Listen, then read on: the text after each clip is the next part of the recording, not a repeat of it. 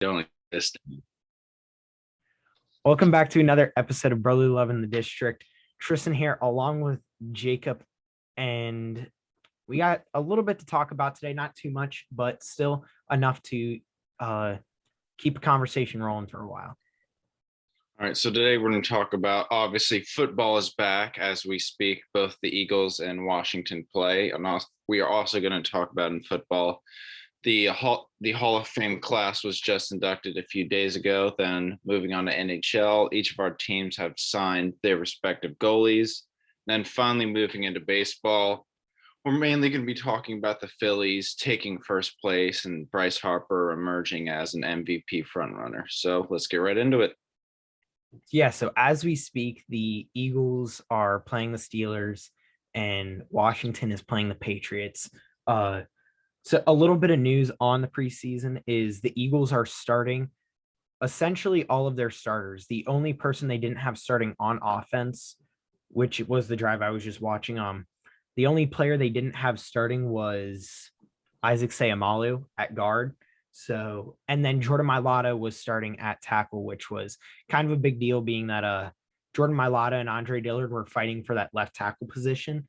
And so Jordan Mailata starting this first preseason game here. Jalen Hurts was starting at quarterback, as I think he should, being that he's still a young player and he hasn't really had much NFL experience, especially if he's going to go into this year proposed as the starting quarterback. So their offense was pretty much all out there, except for Devontae Smith. He was injured. And it kind of ended on a sour note, our drive with Zach Ertz dropping a wide open 10-yard pass. Yeah, on the Washington side, there was really too many unexpected starts. I think it's really the team we're kind of expecting. The only maybe questions are on the offensive line and possibly the linebackers, but other than that, I think our starting lineup's pretty set. Some of the starting linebackers, Jermaine Davis is getting the start, so it looks like we're going to be looking towards him as a starter this year. Sam Cosmi started at right tackle, so we're going to try and get him in there as on the offensive line. But other than that, not much unexpected. Obviously, Fitzmagic is stepping under center. I mean, I would, as a first rounder, you'd expect him to be starting, especially with the way your linebackers looked.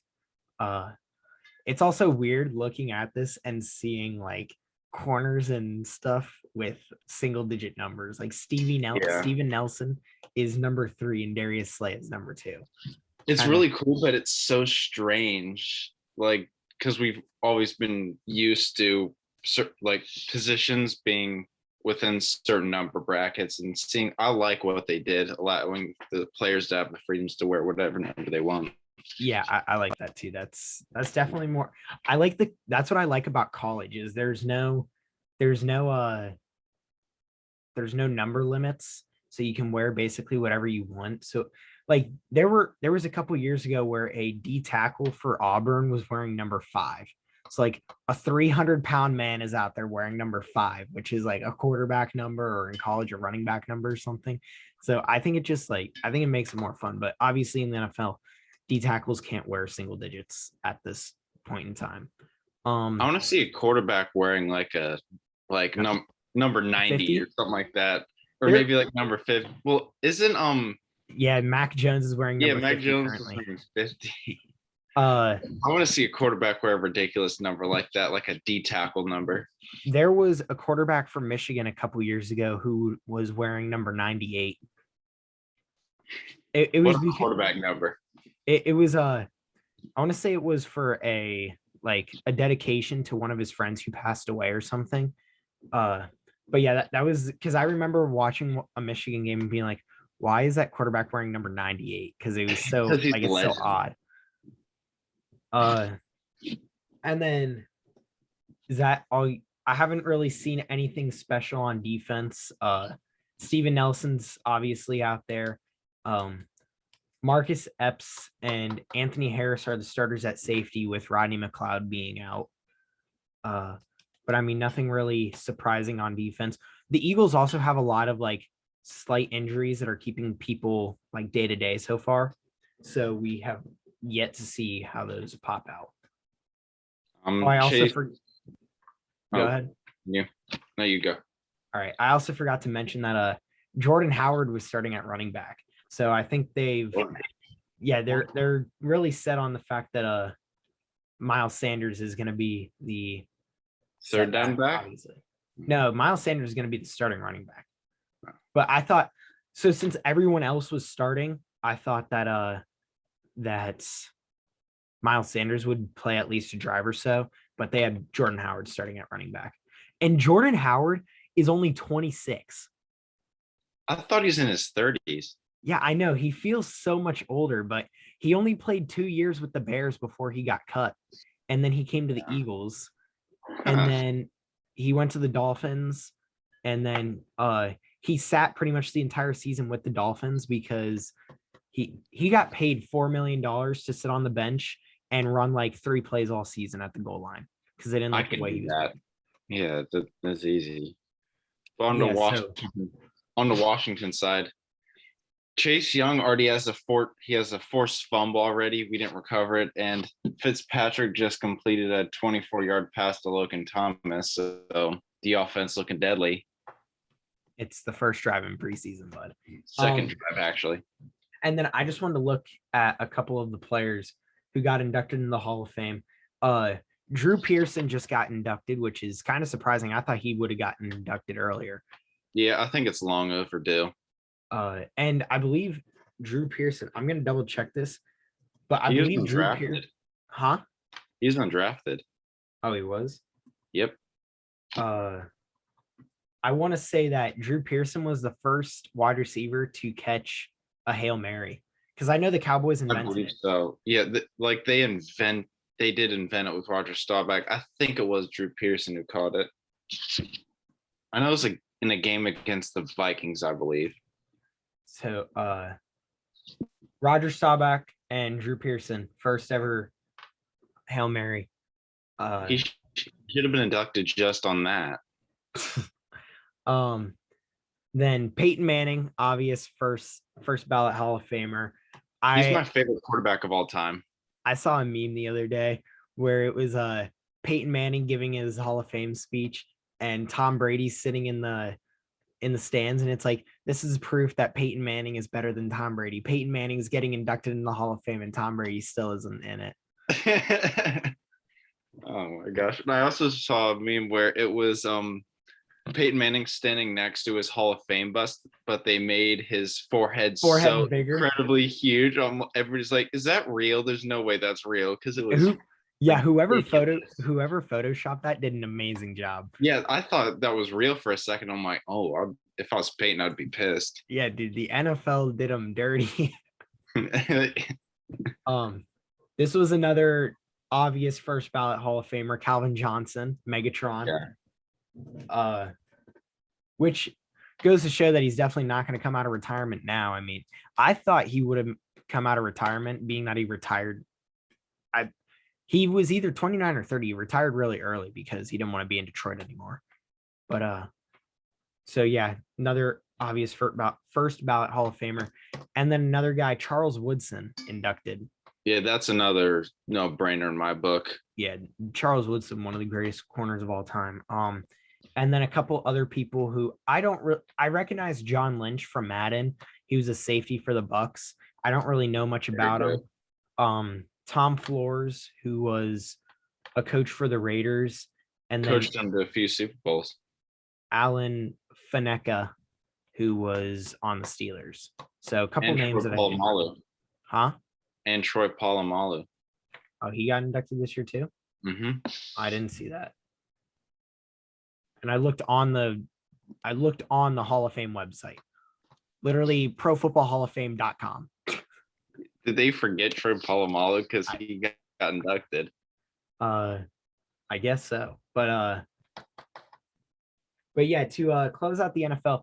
So we had a little bit of a series that we were going to try to do that we kind of forgot with the past 2 weeks, being that a lot of football had happened in such a short amount of time, where we were kind of giving an overview on all the teams in the NFC East. So we already did the Giants, where we said their team was kind of the most evened out team and like all around decent team, but their depth is going to be what hurts them. Next, we're going to go on to the next team that we don't really cover, and we're going to go on to the Cowboys. And I think the Cowboys, I think they might have the best solo unit in the division. Not like unit of all. I mean, the best unit in the division in their offense. Yeah. Which it's a close run between them and the Washington defense. But I think the fact that Dallas has a little bit more insurance in their wide receiver depth, and they're running back with Tony Pollard behind Ezekiel Elliott. I think they have a little bit more insurance in their depth than the Washington defense, being that your linebackers are still a little iffy. I think the Cowboys offense is probably the best unit in the NL. And wow, been watching too much baseball lately. NFC East.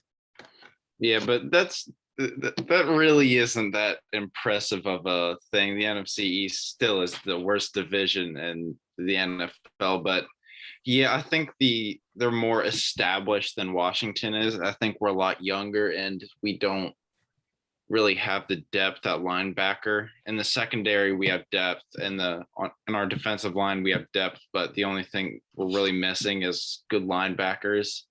Hopefully Jermaine Davis will be able to help out that linebacker core. But back to the Cowboys, they do have the best offense, but what I think is really going to hurt them this year is their defense and Dak Prescott being such a question mark, because I saw that he is getting an MRI at some point soon. So that could be bad for the Cowboys if he has lingering injuries that just won't go away. So yeah, I agree with that. Their offense is really good. I want to double check their second round pick, because in the first round they got Micah Parsons, who was the best defensive prospect in the draft. Kelvin Joseph was their second round pick. He's a corner out of, let me just double check this, Kentucky, and Kentucky isn't a great football school, but so their defense is really relying on their secondary is what scares me about their defense overall. I think their defensive line is pretty decent with DeMarcus Lawrence and Randy Gregory on the edges. And then their linebacker is one of the best linebacker units in the league, in my opinion. I mean, Jalen Smith is a monster. And then they also have Leighton Vander Esch and Micah Parsons. Both of them are insane. And then their secondary, Trayvon Diggs, a second-year player, Donovan Wilson at safety, DeMonte KZ from Atlanta. He came from Atlanta. And then Anthony Brown and Kelvin Joseph, their second rounder. So they're really going to be relying on a lot of young guys. And DeMonte KZ isn't really a big like number one guy. Yep, and before I go into what you said about the linebacker, of course, Dustin Hopkins just missed a 39-yard field goal. He's already in mid-season form. Why is he still on the team? But they also have Keanu Neil, who was also from the Falcons in that Super Bowl year. And so I think Keanu Neal is a pretty good player for them, as he can play linebacker and safety. He's one of those safety linebacker hybrids. So I think like Landon Collins. Yeah, like Landon Collins, Jamal Adams. Who else? I can't really, but like it's a lot of what a lot of teams are really looking for now. Like Malcolm Jenkins, he's another one of those players. It's what a lot of players are looking for, but or teams are looking for. But I think overall their offense is really good. Their defense is going to be the death of them, and because they don't have depth on their D line after DeMarcus Lawrence and Leighton Vander Esch, or not Leighton Vander Esch, Randy Gregory. I read a wrong slot on the website, and then their secondary is really sketchy. Their linebackers are what's going to need to hold them down on their defense. and Yeah, they're going to be. Go I ahead. think it'll be a good run defense team, but I think when teams do their scouting reports and see that they have good linebackers and a pretty decent defensive line, they're just going to try and throw the ball deep because their secondary is really, really struggling. I think teams will be able to throw all over them if it's a decent quarterback, and I think that'll be their big downfall this season. And if they get one injury in their defense, it's going to be catastrophic because they don't really have the depth to pick it up as we saw last year. Yeah, and I had something else to mention about that. Oh, another thing is some of their players, Micah Parsons. I don't exactly know what happened with Micah Parsons, but I know he was facing some off the field issues, and also their second round pick Kelvin Joseph was facing some off the field issues as he got kicked out of LSU, I believe, and that's why he was ended up at Kentucky. But he got kicked out of LSU, I think it was, because of his off the field issues. So I mean they have some issues there, and I think Randy Gregory also was having some off the field issues. You're not a Cowboys player if you don't have off field issues. Indeed. So their depth is really what's going to test them. What it comes down to is I think the Cowboys are going to have to win a lot of shootouts. If they're going to win games, they're going to need to win a lot of high scoring shootouts. I said that they kind of took a attempt at it like the Chiefs did, where they just have a really good offense and hope that their defense can just bend and not break. Yeah. Because the Chiefs offense is probably, if not the best, a top 3 unit in the NFL. And their defense, you can probably name 3 players from there if you're lucky. Chris Jones. Yeah, that's about all I got. Know if he's still on the team. Oh, and Tyrann Matthews still on the team? Yeah, Tyrann Matthews there. And that's about it. I mean, their defense isn't anything stellar. I know they had a really good rookie corner last year. I can't remember his name off the top of my head, though. I can't either, but we saw in last year's Super Bowl that their defense couldn't stop anything. But back onto the Cowboys, they are like the Chiefs offense. If you look at it laid out, like when Dak was still playing, you could see that they really like to favor the long ball because they had some pretty fast receivers. So I think they're really going to have to try and just outscore teams, like you said, because their defense, it doesn't have the strength to be able to just stonewall teams and just stop them at every play.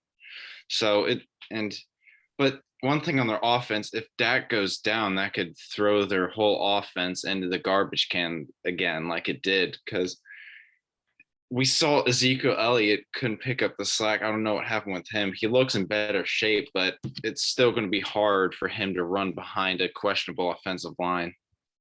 He lost 8 pounds over the summer. Well, over the winter. No, summer. Over the off season. We'll go with that. Yeah. So, I mean, maybe he's a different player after having lost so much weight. So yeah, he couldn't pick up the slack with Dak Prescott gone. And I think Dak Prescott fits into the Dallas Cowboys offense. I can't stand Dak Prescott because I think he's way overhyped, in my opinion. I mean, I don't think he's that great of a quarterback. I think he has enough weapons around him to look like a great quarterback, but he's not. So personally, I love him as an Eagles fan because I don't think he's great. And I'm happy that he's staying with the Cowboys because he just signed I want to say it was a $40 million a year contract. It was a big deal. Yeah, it was a really big deal. So he just signed a really big deal with the Cowboys, which means he's going to be staying there because no one's going to take on that contract. So he's going to be with the Cowboys for a long time. And I don't think he's all that great. So, I mean, I like him there. I think he fits well with the Cowboys because he has a lot of weapons. So overall, I think the Cowboys, I think they're going to fight for first place in the division as long as Dak Prescott stays healthy. If something happens to Dak, I don't think they make first place. I think they'll be a close third. I think I think the fight for first is going to be between the Giants and Washington, and I think that the Cowboys are going to be a close third. You think Cowboys are going to be third? Mm-hmm. Wow, I think the Giants and Washington are overall better teams, and we saw last year that yes, the Cowboys could score a lot of teams when they attack, but that defense I think is really going to kill them in the long run. They do have Malik Hooker in the secondary on their defense, who, if you remember, Malik Hooker had an amazing first couple of years with the Colts, but he kind of fell off last season because he was injured and injuries killed him. So maybe he could revive his career in Dallas. And what's good for Malik Hooker and the Cowboys is he's kind of a safety cornerback hybrid, so he can play both. But yeah, I think the Cowboys will be fighting for first. If they don't have Dak Prescott, I think they drop to third. If they don't have Dak Prescott, I think they're dropping to fourth. I don't know, because Ben DiNucci, man. Oh, yeah. Dude, I'm going to draft him first round in fantasy. I'm a Ben DiNucci fan. But I mean, they have Garrett Gilbert at backup, who he played pretty decently when he needed to last year. If you remember, I think he almost beat the Steelers, who had the best defense in the league at the time. But so I mean, maybe, but I don't think they'll drop all the way to fourth, just because they might, just because it'll be such a close division still, I think, because I think it's so bad. But I think they'd be third if they don't have Dak Prescott. But I think that is all we have for the Cowboys, correct? Yes. So with that, let's move on to the NHL. And there really is nothing big going on in the NHL. Just a couple of little housekeeping things for both teams. The Flyers signed Carter Hart from his RFA deal. So they signed him for 3 years at $3.9 million a year, which will lock up Hart with the Flyers, which I love because I think Hart is the future of the Flyers. And then Travis Sanheim is the only RFA left for the Flyers to sign. Yeah. And on the Washington end, we signed Ilya Samsonov to a 1-year, $2 million deal. I like the deal. I think like if he performs good, then we'll obviously sign him to a bigger deal, and maybe by then we'll have done maybe just to clear out, depending on how the season goes, or just freed up some cap room. And maybe by the time that happens, they'll start to look towards getting that their cap back up where it was in past years. We're about like 2 million of cap right now. That's it. I think Hart needs to put his game all together. I like that they brought in Martin Jones to try to keep that older guy to like help the younger guy. But like Carter Hart, his rookie year had a really good away record, not such good home record. His second year, really good home record, not such a great away record. So hopefully he can fix those splits and go right in the middle and have a good season all around, with it being a first. I guess it's not his first real 82 game season, because his rookie year he kind of had that, but this is going to be his first real like heavy starting season, because his rookie year he wasn't playing 50, 60 games like he will be this year.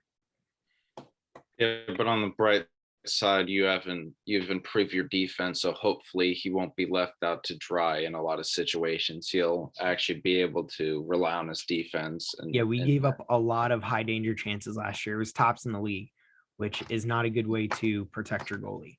Mm-hmm. But other than that, the NHL has been kind of silent.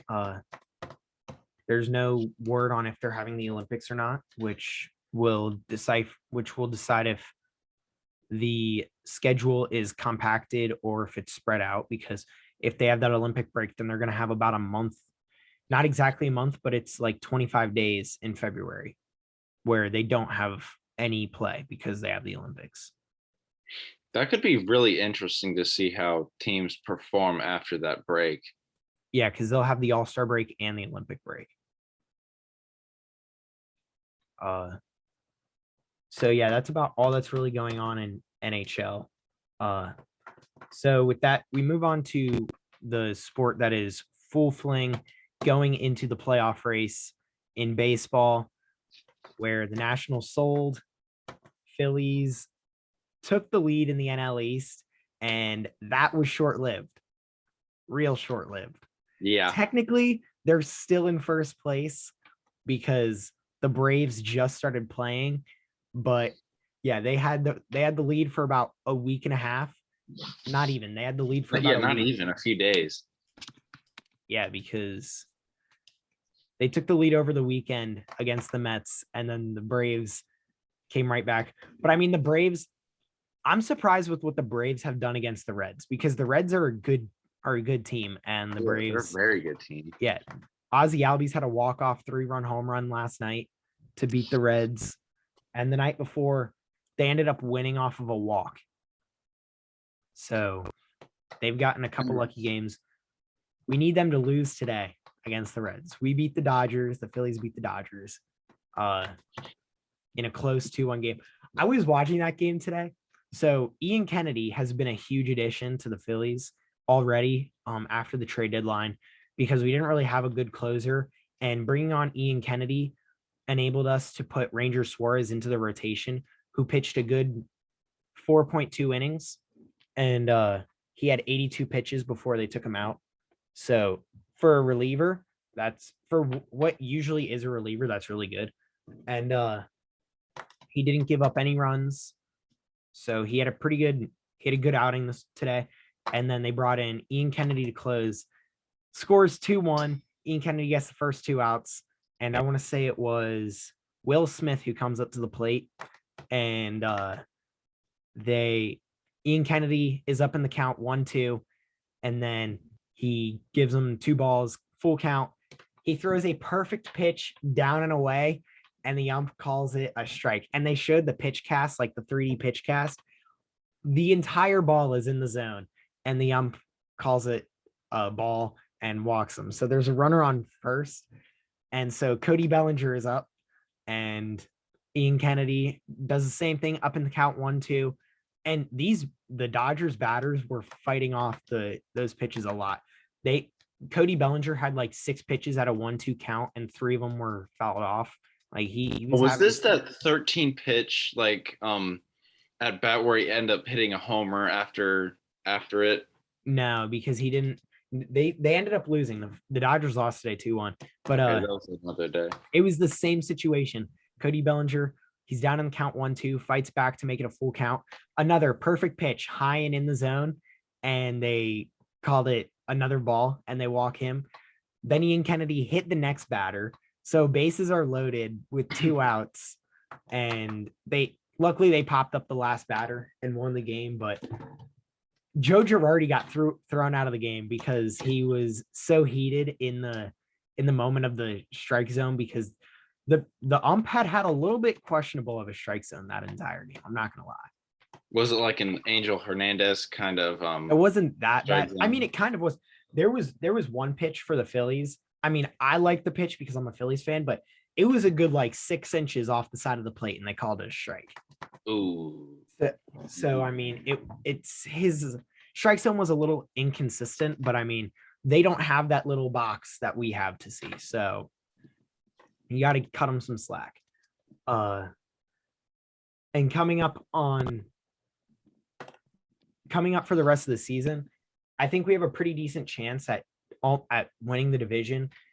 After it's going to be tough though, because we have 3 major series after this, where we have San Diego, Tampa, and the Reds. So that's going to be very tough. Yeah, those are 3 pivotal series, and then the rest we have Arizona twice, I want to say, and then a bunch of interdivisional matchups. So I mean, it's going to be a long road to the end, but I think we have a pretty good shot, and I clearly want to win the division. But honestly, I don't know how far we'll go into the playoffs, because I don't know if I don't think we'll be able to beat the Dodgers in the playoffs. That's for sure. You wouldn't. Yeah. If anyone's going to take down the Dodgers, it'll be either the Giants or the Padres. Yeah, one of the teams in their division, but other than that, it'll be hard to take them down. What was I had something I was going to say. but I forgot what it was. Talking about the Padres, the Dodgers. Oh, did you see Trey Turner slide? That was, That that that, was funny. that wasn't what I was thinking of, but that was the cleanest slide I have ever seen in my life. Yeah, but going on to the Nats, we're 1-9 in our last 10 games, and we just lost a doubleheader today against the Mets. Did you The lose second both? game, yeah, it Oh was my gosh. We yeah, needed you to win. yeah, no, and the last game we lost to a walk off to Pete Alonso, but Oh my. The yeah, polar bear. yeah, but he wasn't dancing while a kid broke his leg in the outfield this time. What? I didn't know that happened. When did that happen? During the home run derby, it showed a kid being like walked off the field, both arms around two people, and he was not walking on one of his legs, and Pete Alonso was just in the batter's box dancing, and I never saw that. That's you need funny. to find it, but it's really fun. It's really funny, but yeah, the Mets are tied with the Braves in terms of they had the same record, so it's going to be a close division, but on the Nats, I can see us dropping to last. You guys are 2 games in front of Miami. Yeah, we're probably going to drop to last. Both Atlanta and the Mets are half a game back of the Phillies, but Atlanta's playing right now. And I think they're going to lose. Who are they playing? They're playing the Reds, and it's 12-2 in the bottom of the ninth. Oh my goodness. Yeah, they're not winning. So yeah, the Reds scored 4 runs in the second inning and 5 runs in the third. Wow, that was rough. Oh, I remember what I was going to say. So I was texting Deborah last night about the NL East, and he texted me.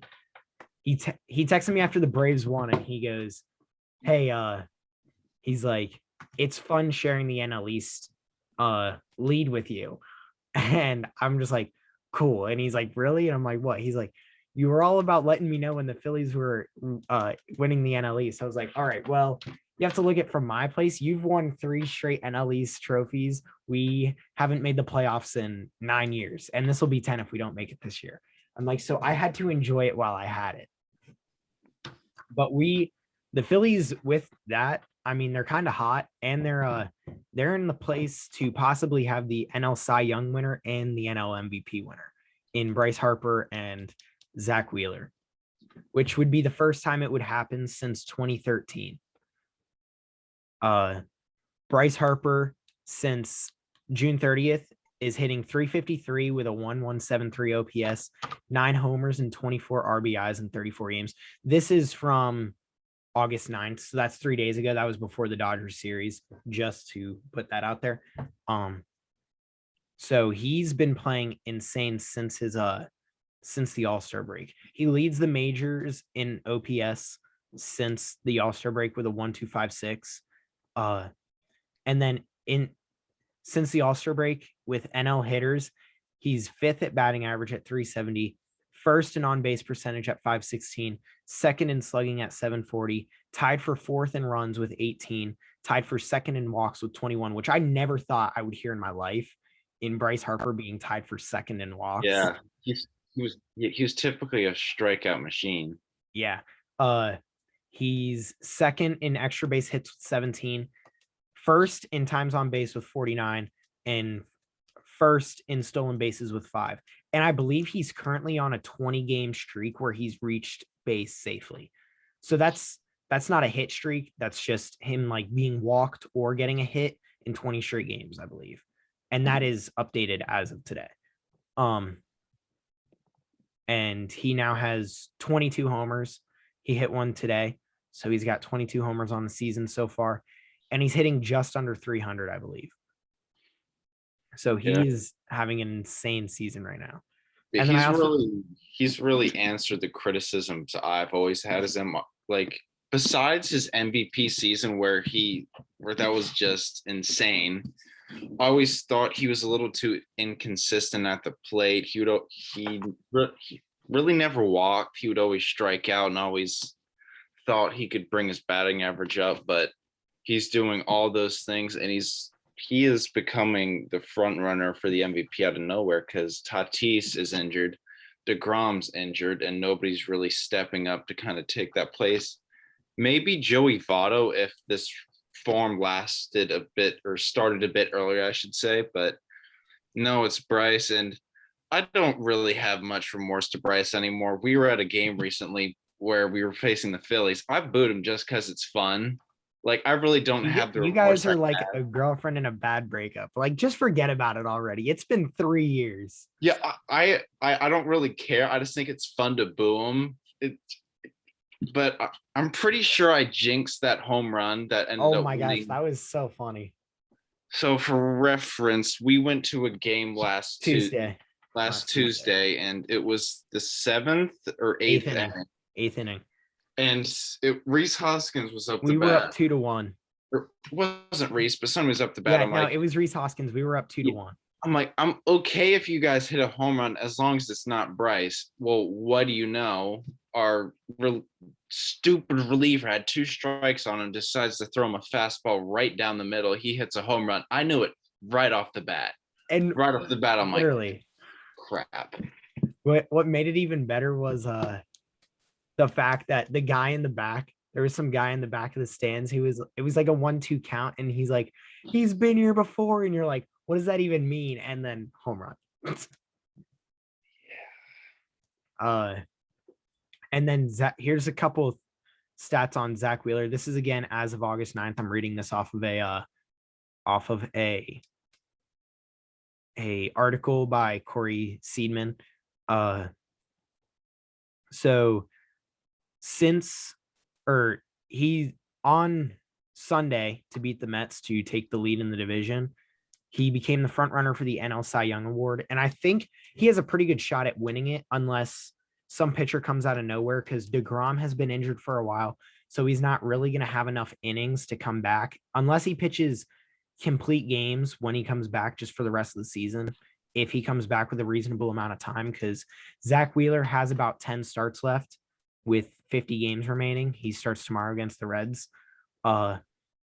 He leads the majors in innings with 156, strikeouts with 181, complete games with 3, and shutouts with 2. He had a 2-hit shutout against the Mets.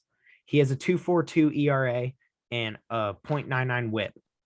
And if you focus on WAR at all, he has the second highest WAR at the MLB.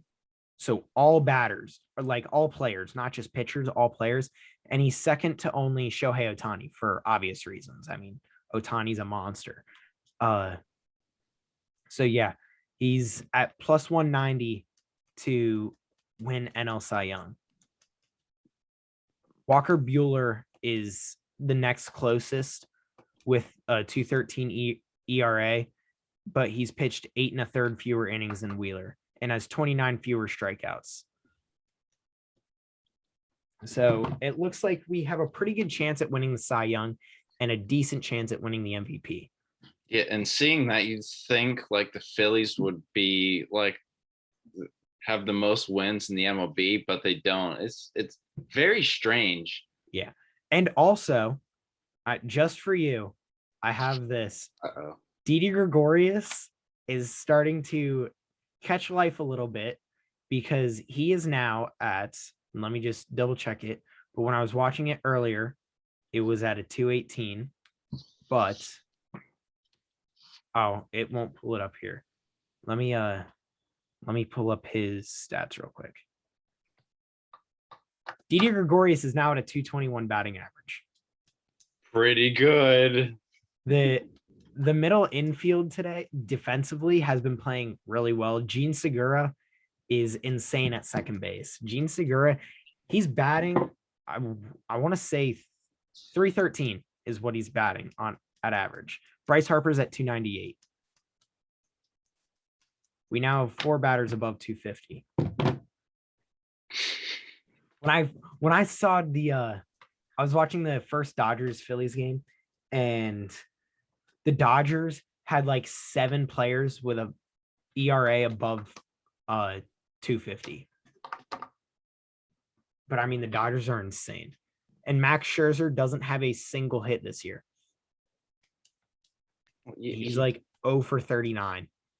He's a pitcher. You don't really expect. But still, like even pitchers, like you still get like a random like flub of a hit. Like today, Ranger Suarez hit a pop fly in the infield that somehow dropped, and he got a base hit out of it. You're complaining about Max Scherzer, a pitcher, not getting a hit. I'm not complaining. I'm just saying I think it's like, I mean, I don't care if he gets a hit. That's honestly, it's better if he doesn't get a hit, because if he doesn't get a hit, that doesn't advance runners for the Dodgers, which means they don't get runs. Possibly one run.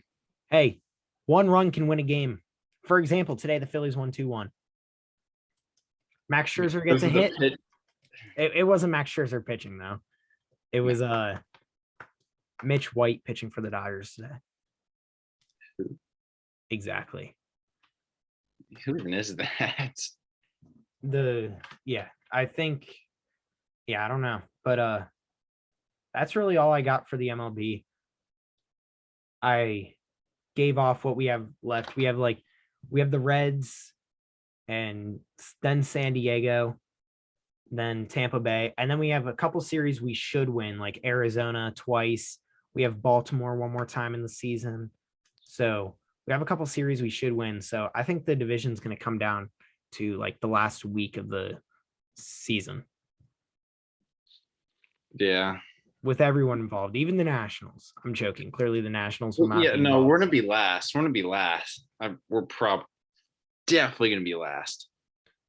Especially with the way that Trevor Rogers is pitching in Miami. I think he's going to win Rookie of the Year. NL Rookie of the Year. Yeah. And we have Juan Soto. He's doing good. Hey, Bryce side is he'll be a part of your rebuild. Well, that is true. I'm glad he's going to be a part of our rebuild. They could have gotten rid of him, which would not have been cool for you guys. I would have just stopped watching baseball at that point. Like, yeah. I've been watching so much baseball recently. I've been so intrigued. You used to watch none. Yeah, I used to not watch baseball at all, and then I started doing this, so I started paying more attention to it, and now like I just love watching baseball, which I think is kind of a slept-on sport. Everyone hates on it because it's so slow and monotonous, which it is. Like, it's really hard to just sit there and watch every pitch without getting bored. But I mean, it's more fun to watch than golf, put it that way. But golf, you can't. It's fun to play, but watching that, but I mean, even in baseball, every pitch counts, because literally, because you have to watch the pitch count of the pitchers, because that'll affect how they start pitching and everything. Like, so I mean, it's a fun sport to watch. A lot goes into it, and I think it's a slept-on sport. I think it's the most analytical sport of the big ones. Yeah, I saw this video where he was going over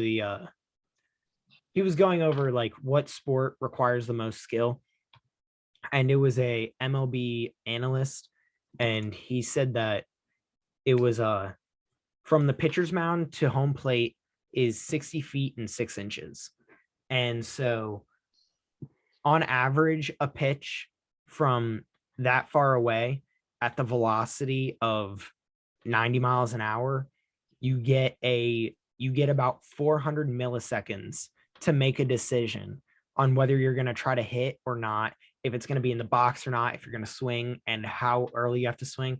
So you get like no time to even look at the ball, which is just insane to me. 400 milliseconds to make a decision on if you're going to swing.